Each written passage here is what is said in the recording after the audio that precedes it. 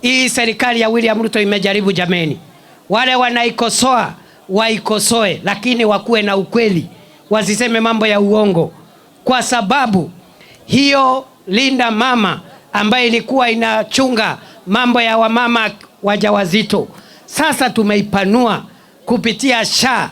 Sio Linda Mama pekee, inalinda mama, inalinda mzee, inalinda kijana, inalinda mtoto. Tunaita Linda Jamii, sio Linda Mama peke yake, kwa sababu hata ukilinda mama peke yake na uache vijana, uache wazee, uache watoto, hiyo sio sawa.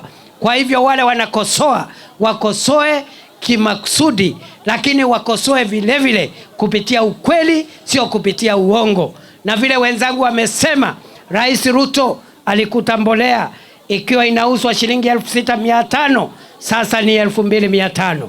Hiyo ni ukweli wa mambo. Vile vile Rais Ruto alikuta shilingi ya Kenya haina nguvu.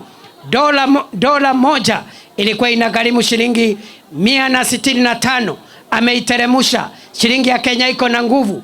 Sasa dola moja ya Kenya ni shilingi 128. Na ndio tunasema, kwa sababu Rais Ruto anaendelea kukuza uchumi, kuimarisha uchumi, kuimarisha afya, kuongeza stima, kujenga barabara za lami, kujenga masoko, kujenga daraja, kujenga manyumba. Tunasema yeye ni rais wa 2 term. Ni 2 term si 2 term. Ni 2 term si 2 term.